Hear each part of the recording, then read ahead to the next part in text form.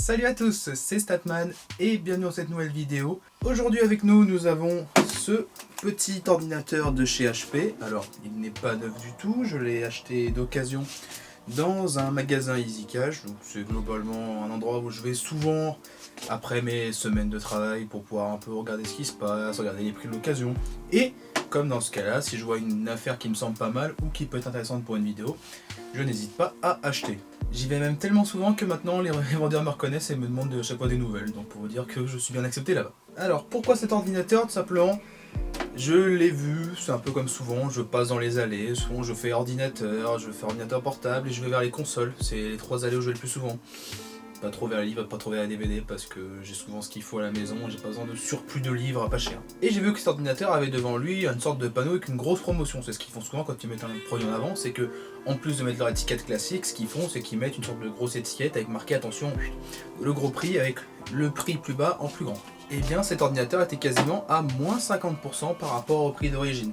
Et ce qui est assez marrant, c'est que cet ordinateur, donc je l'ai vu fonctionnel dans le magasin, il était appairé à un écran, à un clavier et à une souris, donc j'ai pu voir qu'il fonctionnait tout à fait correctement et même le vendeur me l'a confirmé devant moi.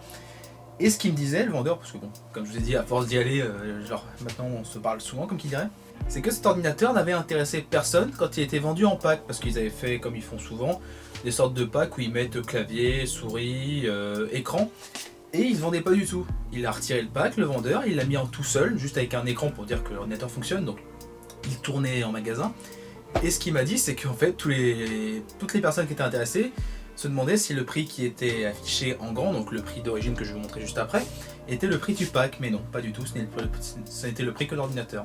Et je pense que ma réponse, c'est une des phrases que je vais vraiment retenir, c'est que le consommateur, c'est vraiment une espèce naturelle qu'on ne comprendra jamais. Enfin bon, trêve de blabla par rapport aux histoires personnelles. Cet ordinateur qui, à l'origine, valait 279 €, je l'ai obtenu au prix de 159 €. Donc comme vous pouvez voir, le prix il est sur le côté. Tout ce que je sais sur cet ordinateur pour l'instant, c'est que je l'ai récupéré dans un état pas possible. Là, comme vous le voyez actuellement, je sais pas si ça se voit bien à la caméra, mais déjà l'avant est quand même bien rayé, bien usé, mais je l'ai récupéré dans un état vraiment déplorable. Et ça, c'est vraiment quelque chose, si je pouvais faire passer spécial à tout le monde, au moins ce serait clair. S'il vous plaît, quand vous vendez des produits high-tech, ordinateur, écran, téléphone, clavier même, faites attention, vendez des choses qui soient propres. Là, je l'ai récupéré. Littéralement, il a été crotté cet ordinateur, j'ai dû le frotter avec des produits dans tous les sens, et même encore là, le souci c'est que j'ai très récemment nettoyé mon ordinateur personnel, donc un peu de poussière dessus que je vais devoir renettoyer, mais il était rempli de poussière à l'intérieur, et j'ai pas pris d'image à ce moment là, mais il y a littéralement un nuage de poussière qui est sorti quand j'ai ouvert cet ordinateur, donc j'ai déjà vu certaines choses, mais j'ai pas tout vu, j'espère. Il y avait un nuage de poussière quand il est sorti, l'extérieur quasiment collant à certains endroits, donc je sais pas ce que ces gens font avec ces ordinateurs. En plus, c'est un ordinateur plutôt typé gamer, je vais vous donner les quelques specs que je connais dans quelques instants. Donc vraiment, s'il vous plaît, quand vous vendez vos appareils high-tech, au moins vendez-les en bon état, parce que bon, je vais pas vraiment demander aux vendeurs de ces magasins d'achat-revente de le faire, c'est pas vraiment leur boulot. Mais pareil, c'est pas très respectueux, que ce soit pour le futur acheteur que comme pour le racheteur. Bref, c'est pas génial. Au niveau des specs connus de cet ordinateur, je sais qu'il possède un Core i5 de 6ème génération, donc potentiellement un Core i5 6400. Donc c'est un quad-core si je dis pas de bêtises. Un CPU tout à fait respectable pour notre époque. Il possède 8 Go de RAM, je ne sais pas si c'est la DDR3 ou la DDR4, ça je vais le voir une fois qu'on l'aura allumé. Un disque dur d'1 Teraoctet et une carte graphique Nvidia GTX 960. Je pense que c'est une variante 2 Go de VRAM parce que je ne sais pas si c'est une variante 4 Go. Donc voilà des specs sur le papier qui sont tout à fait respectables pour un ordinateur qui a subi une très grosse baisse de prix dans ce magasin. Est-ce que pour autant il vaut le coup ou pas du tout? C'est ce qu'on va prendre le temps de voir dans cette vidéo. Je vais essayer de ne pas essayer trop longtemps les étapes qui sont pas forcément utiles ou connues lors du montage, mais on va essayer de passer un peu autour, voir ce qui se passe à l'intérieur et voir si on peut l'améliorer.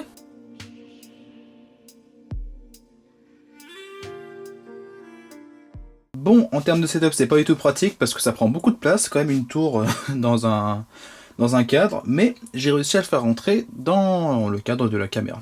Donc comme vous pouvez le voir maintenant un peu plus près, cet ordinateur là je vous ai montré quasiment le plus beau côté parce que il y a quelques rayures ici, et vraiment le pire c'est l'avant comme je vous disais tout à l'heure, complètement là ici balafré, encore sale et gratine, donc c'est vraiment un ordinateur qui a dû être pas mal utilisé. Je pense même qu'il a dû être posé par terre, parce que bon, il y a quand même plusieurs philosophie là-dessus, c'est assez classique, hein. Un ordinateur de bureau, soit vous l'avez sur le bureau, soit vous l'avez sous le bureau. Celui-là, je pense qu'il a quand même bien vécu par terre, parce que il y a quand même des égratignures qui ne mentent pas. C'est un PC gamer, parce que comme vous pouvez voir, il y a bien évidemment le logo de chez Razer, malgré le fait que ce soit un PC HP, donc je pense que nous avions affaire avant à un vrai gamer. La grille ici qui permet de pouvoir faire sortir de l'air chaud de l'ordinateur. Je ne sais pas du tout en termes de température ce que donne une GTX 960, mais en tout cas pour le prix de 159 €, ça devrait quand même être une machine plutôt sympathique en termes de performance, qui devrait pouvoir faire tourner quelques jeux en 1080p, j'ose imaginer. À l'arrière, comme vous pouvez voir, nous avons ici l'alimentation qui paraît quand même assez générique et qui n'a aucune peinture dessus, donc j'espère que c'est pas une alimentation toute pourrie, et j'espère qu'à l'origine HP n'avait pas fait tous les sacrifices sur l'alimentation. La GTX 960 qui a donc 5 sorties en tout, 3 sorties DisplayPort, une sortie HDMI, une sortie DVI. La carte mère avec un IO Shield tout à fait banal, et celui-ci maintenant on le retrouve de plus en plus, voire quasiment tout le temps sur les PC préfabriqués pas trop chers. Donc on a une carte mère qui est vraiment très dépourvue puisque les besoins sont assez minimalistes, outre l'affichage qui se fait globalement avec la carte graphique, ce qui est normal. On a 2 USB 3, 2 HDMI, 2 ports USB 2, un port gigabit Ethernet et une sortie audio tout à fait classique. De ce que je vois en termes d'extension, cet ordinateur avait quand même été pensé pour avoir de l'extension, du moins pas forcément l'ordinateur mais le boîtier. On a 2 espaces ici dont on dirait que l'un a été rebouché un peu à l'arrache parce que on voit qu'ici on a une couverture qui a l'air d'être classique et qui n'a jamais été retirée, alors que par contre ici on a une couverture qui semble être pas du tout celle du PC de base, donc je sais pas s'il y avait autre chose au-dessus à l'origine, mais en tout cas ça a été retiré. On a même ici un bracket vertical pour pouvoir mettre, je pense, une autre carte graphique. C'est assez marrant. Donc je pense qu'il doit y avoir des configurations avec d'autres ordinateurs de chez HP où on doit pouvoir retrouver des cartes graphiques montées à la verticale. Je vais vous parler de PC complètement sale. Cet ordinateur, comme vous pouvez voir, j'ai beau avoir soufflé dans tous les sens, avoir frotté partout, ce ventilateur qui est ici, il est complètement dégueulasse. Donc je pense que je vais quasiment devoir démonter des pièces, donc notamment ce ventilateur, pour pouvoir faire un nettoyage plus complet. L'utilisateur d'avant n'a vraiment pas dû prendre soin de ce PC. Et j'insiste vraiment là-dessus pour le faire moi-même, je pense pas assez souvent. Maintenir un ordinateur en bon état en termes de propreté, donc éviter que la poussière s'accumule, c'est vraiment quelque chose de primordial pour éviter que votre ordinateur surchauffe sans arrêt, que les sorties d'air entre guillemets passives, là où il n'y a pas forcément de ventilateur, ne soient pas bouchées pour empêcher l'air de circuler en dehors de votre ordinateur, et tout simplement aussi parce que c'est quand même plus propre d'avoir un PC qui est propre, et notamment en plus maintenant avec la tendance des PC, excusez-moi pour le micro, notamment maintenant avec la tendance des PC avec vitre, dont je fais partie et j'assume tout à fait, où on voit l'intérieur des composants. Là on les voit pas trop, même si on les devine un petit peu, et on va tout de suite ouvrir ce PC pour en voir plus, mais bref, voilà, si j'ai une petite leçon à tirer en outre de cette vidéo que tout simplement cet ordinateur, c'est prenez soin de votre matériel informatique, parce que la poussière, ça peut vraiment avoir un effet très néfaste. Sachez que j'ai déjà grillé un ordinateur portable plus jeune à cause de la poussière. Il tournait comme une patate, il soufflait comme un mort-vivant, et un jour, pouf, il s'est arrêté d'un coup, et on a découvert que la carte mère avait tout simplement grillé. Autre chose amusante, je pense que l'utilisateur précédent a dû déjà voulu faire des choses dans cet ordinateur, ce qui pourrait expliquer encore une fois cette histoire de cache PCI qui n'est pas exactement le même que celui du dessus.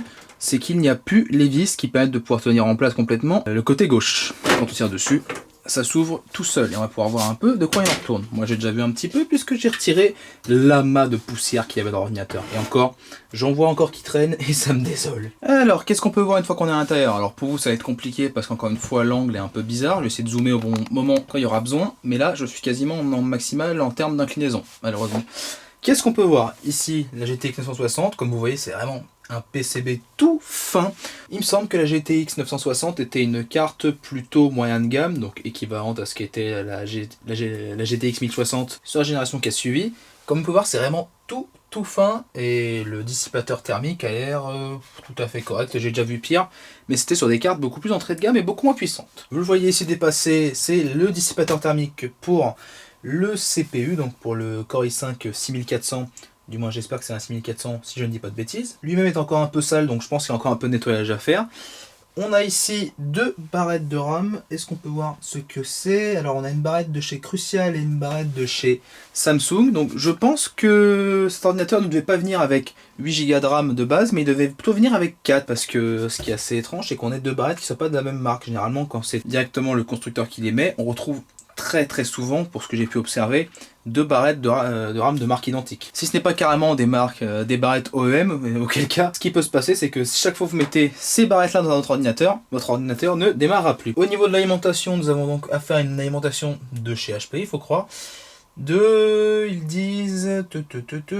On nous parle d'une alimentation 500 watts, donc bon, ça me paraît adéquat pour le duo CPU-GPU qu'on nous propose. Par contre, je ne vois pas de certification 80+, donc je vous avoue être un tout petit peu inquiet. Et c'est une alimentation de chez Delta Electronics. Ici, on a un lecteur CD-DVD qui ressemble étrangement à un lecteur CD-DVD d'ordinateur portable. Donc je pense que pour gagner de la place, mais pour tout de même proposer un lecteur CD, ils nous ont mis une sorte d'arrangement qui leur permettait de pouvoir mettre un lecteur moins épais. Et on a ici un disque dur 3,5 pouces d'1 Tera de chez Western Digital. Donc c'est un WD Blue, tout à fait classique et tout à fait adéquat. Mais c'est là où on commence à entrer dans les problèmes de ce PC, parce que c'est des choses que j'avais déjà vues au moment du démontage pour du nettoyage. Regardez-moi cette connerie qu'HP est venu nous faire. Alors, je dis HP parce que je pense que ça doit venir d'eux, j'estime que ce n'est pas le propriétaire précédent qui a dû faire ça, parce que si c'est le propriétaire précédent, et auquel cas, si c'est le cas, je n'hésiterai pas à le rectifier, c'est un abruti, il n'y a pas d'autre mot, parce que comme vous pouvez voir ici, la prise SATA du disque dur, elle est engluée dans un caoutchouc un peu étrange, et qu'il est impossible de défaire. Donc ça veut dire que si un jour ce disque dur crame, c'est fini. On ne pourra plus y toucher, je sais même pas si on pourra le sortir d'ailleurs, parce que est-ce que le caoutchouc, désolé si le micro est un peu fort, est-ce que le caoutchouc va jusqu'au métal? Oui, le caoutchouc va jusqu'au métal, donc c'est de la connerie, c'est simplement de la connerie. En plus, HP nous propose ici un système avec un rack à 3 disques durs, donc ça c'est plutôt une bonne idée pour pouvoir les sortir et les remettre assez facilement. D'ailleurs, chose étrange, c'est qu'ils nous mettent les instructions sur le côté gauche de l'ordinateur, ils nous expliquent comment faire pour pouvoir mettre et défaire un disque dur. Mais ce qu'ils font, c'est qu'ils vont nous engluer la prise dans un caoutchouc un peu étrange. Alors, est-ce qu'on peut retirer la prise de données? Non plus, je dirais, ce que j'ai envie. J'essaie de tirer, mais je pense que je vais tout emmener, donc non, on peut pas retirer ce disque dur. En fait, il est prisonnier du boîtier, donc c'est-à-dire que si un jour, ce qui est quand même pas un cas très fréquent sur des PC prémontés comme ceci, vous voulez défaire cette carte mère, défaire ce disque dur et reprendre le boîtier pour autre chose que je fais personnellement, c'est impossible. C'est vraiment un choix très très nul, et bref, c'est condamnable, c'est nul, j'ai pas d'autre mot. Autre chose que j'avais vu, et là je vous emmène au plus près en ayant un petit peu de tremblote, ce que je m'excuse, c'est que l'une des pattes en plastique qui retiennent la deuxième barrette de RAM est cassée, donc ça me conforte d'autant plus dans l'idée que l'utilisateur précédent a dû vouloir upgrader son ordinateur, et en mettant la deuxième barrette de RAM a dû casser la deuxième patte, donc ça c'est un peu dommage. Je ne sais pas du tout si on peut retirer la barrette, je sais pas si je m'y risquerais, mais en tout cas, aucune raison de chercher à le faire. Du giga de RAM, c'est tout à fait suffisant même pour jouer à des jeux. Et tout de suite en exclusivité, ici, une boulette de poussière. Je pense qu'on a déjà fait plus ou moins le tour des choses importantes sur cet ordinateur. Si on va chercher un peu plus au-delà, et je vais essayer de vous montrer, même si c'est toujours compliqué avec cet angle un peu limité, on a deux prises SATA supplémentaires, donc qui vont très bien avec les deux emplacements supplémentaires. Donc si on voudrait, on pourrait ajouter 2 disques durs ou 2 SSD. Là, il y aura sûrement un choix d'upgrade évident, c'est d'ajouter un SSD, parce que je pense qu'avec ce disque dur de base, cet ordinateur doit être quand même assez lent. Windows 10 et les disques durs à plateau, c'est vraiment devenu un enfer, et personnellement je n'utilise plus aucune machine avec un disque dur et Windows 10 en même temps. D'ailleurs, l'état du disque dur, c'est une des premières choses qu'on va vérifier sur ce PC dès qu'on va l'allumer dans quelques instants. Qu'est-ce qu'on peut voir d'autre d'intéressant? Vraiment, la carte mère est assez basique, il n'y a pas beaucoup de fonctionnalités dessus, on dirait, donc pas beaucoup d'extensions non plus. À part le SATA, c'est pas grand chose que je vois de plus. Il y a des prises là-haut, prise de debug, prise de ROM recovery. Donc chaque fois il y avait je pense un briquage de la ROM, on pourrait passer par cette prise là-haut. Il y a pas mal d'emplacements qui sont sans aucune prise ou sans rien du tout disponible. Donc carte mère assez classique, vraiment, j'insiste là-dessus. Ce que nous a fait HP ici, c'est tout à fait nul. J'espère qu'ils ne le font pas sur leurs autres ordinateurs de bureau prémontés, parce que c'est d'ailleurs la première fois que j'ai un ordinateur HP comme ça, une tour déjà montée. J'ai déjà eu du ACR, j'ai déjà eu du Asus, j'ai déjà eu pas mal de choses, et j'ai jamais vu ce genre de pratique. Ça, c'est vraiment nul. Nul. Donc chaque fois HP le fait encore, n'hésitez pas à me mettre en commentaire. Et ça me permettra de pouvoir gueuler un bon coup ensemble, et ça fait jamais de mal de gueuler. Bref, refermons le côté et démarrons-le ensemble pour la première fois en dehors du magasin. Petite dernière chose à ajouter, il y a des prises supplémentaires au-dessus de l'ordinateur, donc le design est quand même, on peut dire, un peu original, parce que d'habitude nous avons généralement des prises à l'avant et un ordinateur avec un dessus qui est soit un peu biseauté, soit complètement plat. Là, le biseau est fait dans l'autre sens, avec les prises qui sont renfoncées ici, donc ça les cache dans un sens. Ça évite d'avoir des prises disgracieuses ouvertes, donc c'est pas une mauvaise idée hein, dans l'ensemble. Même si, comme vous pouvez le voir, je pense, et si je zoome un petit peu plus, l'utilisateur précédent, encore une fois, a fait des beaux ravages, parce qu'on voit de la poussière partout dans les prises. Donc nous avons donc 2 prises USB 3, 2 prises USB 2, une prise jack 3,5 mm qui fait je le pense, de visu micro et audio, et un port SD. Ce qui sera tout à fait pratique pour notre dernier défi de la vidéo qui viendra plus tard, qui sera de monter cette vidéo sur cet ordinateur. Bon, c'est toujours aussi compliqué de vous faire des plans assez sympas, notamment dans le très peu d'espace que j'ai, mais avec un peu de temps et d'ingéniosité, on s'en sort. Mon téléphone vient de sonner, téléphone que vous verrez très bientôt sur la chaîne. On va démarrer tout d'abord cet écran, ça pourrait être pas mal, il n'est pas allumé, il est allumé, et on le rallume pour la première fois depuis qu'il est sorti de la boutique. Sorti de la boutique il y a quasiment 3 mois. Purée, que le temps passe vite.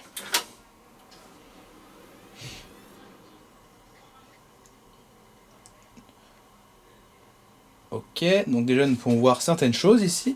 Erreur de clavier, ça c'est parce que j'ai connecté un clavier PS2 avec un adaptateur sur un port USB, j'imagine. Donc on a pu voir le Core i5 6400, les 8 Go de RAM. On va le laisser aller sur Windows. Je vais juste, je pense, bouger un peu le micro, parce que là, vous l'avez juste à côté de la tour, donc vous avez dû avoir le bruit de démarrage comme ce n'est pas permis. Et je m'excuse par avance s'il y a des bruits aux alentours. Je ne suis pas seul chez moi, bien évidemment. Je tourne ça en temps de confinement en 2020. Et comme je vous ai dit, le PC a été acheté il y a 3 mois. Joy. Easy, là où on voyait bien qu'il vient d'un Easy Cache. Il faut bien évidemment citer Cache Converters, je sais pas, j'en connais que 2. Mais bref, tous les magasins d'achat-revente que vous pouvez connaître. Sinon je vais tomber dans les règles CSA. Alors, le temps de démarrage a été plutôt décent pour un ordinateur qui dépend d'un disque dur. Je suis bien évidemment habitué à beaucoup mieux, mais il faut savoir aussi être réaliste. Rapidement, alors là vous allez me voir devant, c'est pas génial, je vais prendre la souris avec moi. Déjà pour ce prix, nous avons une clé Windows 10 Family qui est tout à fait légitime, donc ce qui vaut quasiment 100 € dans le commerce, donc on a déjà 2 tiers du prix du PC dans la clé Windows, ce qui est pas mal. Bon, après ça vaut ce que ça vaut, sachant qu'on peut utiliser Windows sans activer la clé. Nous avons un processeur Core i5 6400 comme je vous l'avais estimé, 8 Go de RAM. Qu'est-ce qu'on peut voir d'autre? Bah, vous savez quoi, on va commencer à installer nos logiciels pour voir un peu plus d'informations. Bon, comme c'était le cas en magasin, l'ordinateur n'arrive pas à se connecter au Wi-Fi parce que pour une raison qui m'échappe, la carte Wi-Fi ne fonctionne pas. Il me semble que j'avais vérifié, je ne voulais pas montrer juste avant, mais il y a bel et bien une carte Wi-Fi dans un port, je crois que c'est un port M2, mais je suis pas sûr que ce soit la bonne norme. En tout cas, il y avait une carte Wi-Fi de la taille de celle qu'on peut retrouver dans les ordinateurs portables. Ce que j'avais vu aussi dans le magasin, et c'est là où le vendeur, quand il m'a dit qu'il n'y avait pas de Wi-Fi sur cet ordinateur, j'avais souri à moitié en pensant qu'il y avait bien et bien du Wi-Fi, et j'avais vérifié, il y avait une carte. C'est que dans la trappe pour le lecteur CD, il y a un petit symbole qui montre qu'il y a du Wi-Fi. Et en plus, il est allumé, donc je ne sais pas ce qui se passe forcément. Je continue d'investiguer ce problème un peu plus tard, mais pour l'instant, je pense que je vais me relier en Ethernet avec mon super câble de 8 km qui traîne au fond de ma pièce. Alors allez savoir pourquoi, je viens de brancher le câble Ethernet et l'ordinateur vient de me dire qu'il voulait terminer la configuration. Ok. D'accord, bon je suis revenu là. En tout cas maintenant j'ai du réseau grâce à mon câble magique et on va continuer à installer les logiciels. Ok, j'ai pu installer tous mes petits logiciels pour pouvoir commencer à regarder ce qu'il y a dans cet ordinateur et pour faire quelques benchmarks de base, Geekbench, Cinebench et Crystal Disk Mark pour voir un peu à quelle vitesse fulgurante peut aller ce disque dur à plateau.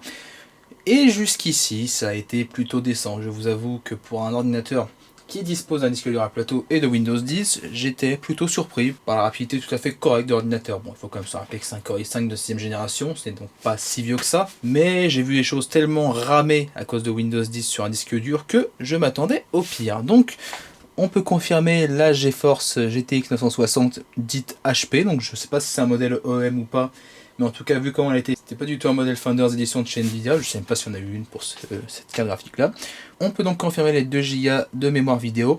C'est probablement ce qui risque de limiter cette carte graphique plus que la puissance, parce que maintenant avec les jeux modernes, ils demandent tellement de ressources en texture que c'est généralement plutôt la mémoire vidéo qui est saturée vite sur ces cartes de 9ème génération, telle la 950 et la 960, que la puissance en tant que telle. On a nos 2 barrettes de RAM, une de chez Samsung, une de chez Crucial, et nous sommes donc avec de la mémoire de la DDR3 1600, donc on est sur la DDR3. C'est étonnant, je me demande si ce CPU ne supporte pas la DDR4. Cette carte mère peut-être pas, mais en tout cas ce CPU je suis quasiment sûr qu'il doit supporter la DDR4. Waouh, quand je vois que certains vendent encore ce CPU 300 €, et ben dis donc, je l'ai eu pour moitié prix qu'un ordinateur complet. Ce CPU supporte bel et bien la DDR4, donc HP aurait pu faire un peu mieux, mais bon, je pense qu'ils ont fait avec les moyens qu'ils voulaient mettre. On a bien évidemment le disque dur SATA 3 détecté, le WD Blue, Le statut Smart est vert, donc il est censé être OK. Donc là-dessus, pas de problème. On risque pas d'avoir tout de suite un disque dur qui nous meurt dans les mains. On est sur une carte mère avec un chipset H110. Donc il me semble que c'est un chipset assez bas de gamme quand même, les H110. La carte graphique, on la voit ici. On voit d'ailleurs que c'est de la RAM, la mémoire vidéo Samsung. Le WD Blue, qu'est-ce qu'on nous raconte? On a ici les indicateurs Smart. Et tous les indicateurs Smart sont au vert, donc pour l'instant c'était tout bon, c'est ce que je voulais savoir avant toute chose. On a ici, comme je vous le disais, la carte Wi-Fi, qui est une carte Wi-Fi Intel AC3165, donc c'est la carte entrée de gamme qu'on retrouvait dans les laptops il y a déjà quelques années de ça. Il me dit qu'on a un driver pour la carte, sauf qu'elle ne détecte absolument rien. Et là, comme vous pouvez voir, je suis connecté en Ethernet, comme vous pouvez à peine voir. Je suis connecté en Ethernet, mais je n'ai aucun Wi-Fi à côté qui se montre. Donc on verra comment je règle ça. Est-ce que je trouve une autre carte parmi celles que j'ai dans les placards, ou si je reste en Ethernet, ou alors avec un dongle USB qui peut aussi servir pour le Wi-Fi et pour le Bluetooth. D'ailleurs, en parlant de Bluetooth, est-ce qu'on l'a? J'imagine que ça doit être dans la même carte, normalement. Et le Bluetooth se dit non connecté, donc le Bluetooth, lui, est détecté. Est-ce qu'il fonctionne? Je sais pas, et c'est pas ce qu'on va faire pour l'instant. Il n'y a rien dans ce que j'ai pu voir ici qui me fait tout de suite sauter au plafond, que ce soit en bonne surprise qu'en mauvaise surprise. La chose sur laquelle j'avais le plus d'attente, c'était le disque dur, et il semblait en bon état. Ce qui signifie qu'on pourrait le réutiliser si on souhaite faire un peu d'upgrade sur cet ordinateur. Parce que je vous avoue que cet ordinateur, je ne compte pas forcément le garder, mais si je peux le remettre un peu en meilleur état et le revendre, ça peut être aussi une bonne option, que ce soit avec aucun profit ou avec un profit très très limité. Je vais faire tourner quelques benchmarks, donc Geekbench, Cinebench et Crystal Dismark pour le disque dur, et on se retrouve juste après. Bien, nos premiers résultats sont arrivés et je peux vous les montrer. Pour ce qui est de Geekbench 4 au niveau du CPU, on a donc un score de 4035 en simple cœur et 11788 en multicœur, donc avec les 4 cœurs ensemble. Au niveau du GPU, la GTX 960 a obtenu un score de 78 198. Geekbench 5 qui est beaucoup plus strict concernant les scores et qui donc évite les envolées comme vous pouvez voir sur Geekbench 4. 896 en simple cœur, 2985 en multicœur, et au niveau du GPU, 19789 avec le score OpenCL. Ce qui est de score tout à fait respectable, mais qui m'inquiète un peu dans le sens où j'ai un petit tableau qui référence un peu les scores que je garde à droite et à gauche, et il se trouve que le Core i5 6400 est quasiment égal, voire un peu inférieur, à un Core i7 7700 HQ. Pour ceux qui ne savent pas, c'est un processeur d'ordinateur portable typé gaming parce que 45 watts, mais quand même un processeur d'ordinateur portable. Donc je découvre avec cet ordinateur qu'Intel a quand même fait d'assez gros progrès entre la génération 6 et la génération 7, sans que là nous sommes sur un Core i5 et un Core i7 en comparaison. Cependant, il y a deux choses qui selon moi peuvent heurter le résultat de cette machine qui est juste à côté de l'écran, que vous ne pouvez pas voir parce que je l'ai tapé hors cadre. C'est déjà les 4 threads qui sont en moins parce que le processeur n'est pas hyper threadé, mais c'est surtout aussi je pense la différence en RAM, le fait qu'on ait que 8 Go par rapport à 16, mais surtout qu'on soit de la DDR3 et de la DDR4, je pense que ça va faire une différence dans les scores de benchmark.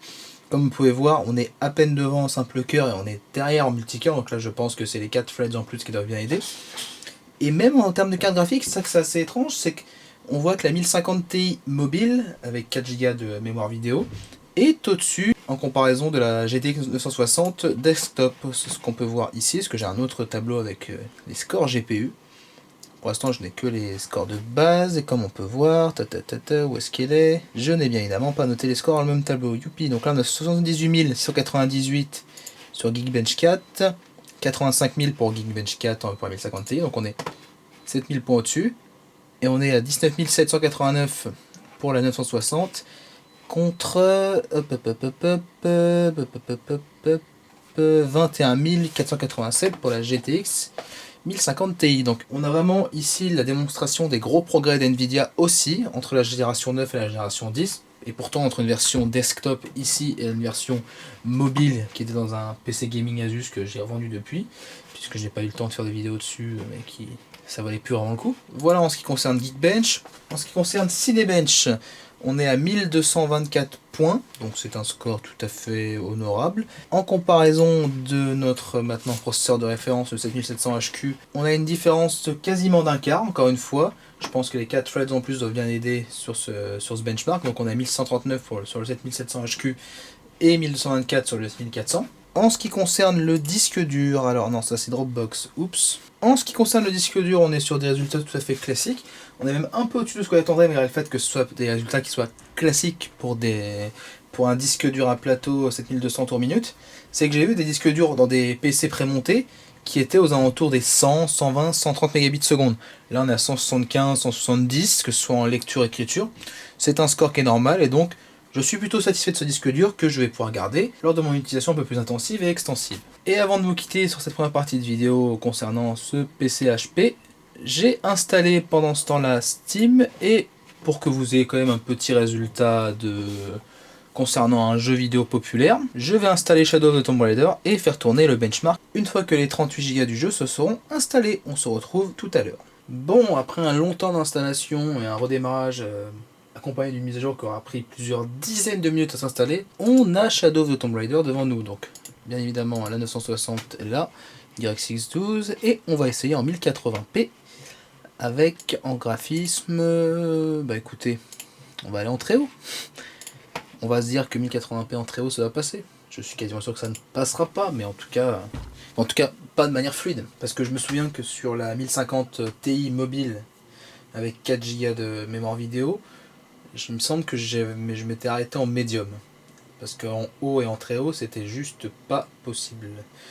Donc on va essayer, on va voir si les résultats des benchmarks sont un peu menteurs par rapport à la réalité. C'est ce que j'espère, hein, mais on va voir. On va laisser se lancer tranquillement.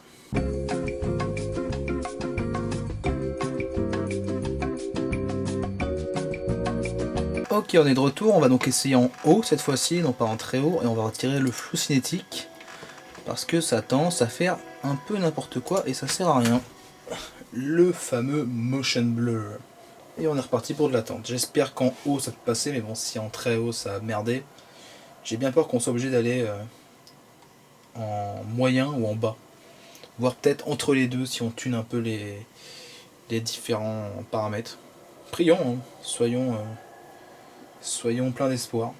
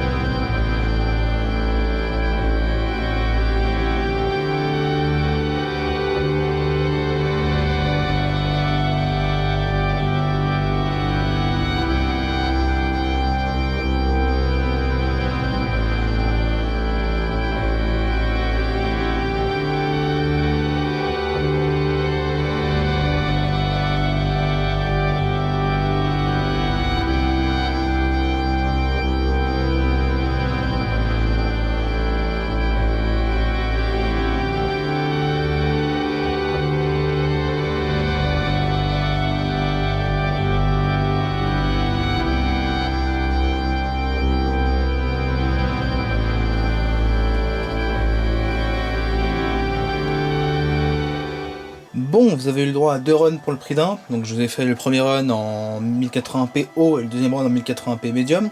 Comme vous avez pu voir sur le premier run, c'était assez peu stable, on a eu des grosses montées de framerate et des grosses baisses. C'était beaucoup plus stable en médium, donc je pense que ce sera plus ou moins là où on se rapproche du bon spot pour les jeux type AAA. On est toujours sur un AAA, même s'il date maintenant de 2018 ou 2019. En tout cas, c'est pas l'un des derniers qui est sorti, même s'il reste quand même très intensif. Shadow of the Tomb Raider. Donc on visera plutôt 1080p médium voire bas pour les jeux AAA, et on pourra viser, je pense, 1080p haut pour les jeux un peu plus modestes, voire plus. Je pense que pour un CSGO que je vais pas tester ici parce qu'il faudra encore que j'installe et que c'est encore du temps perdu, on peut chercher, je pense, assez facilement le maximum.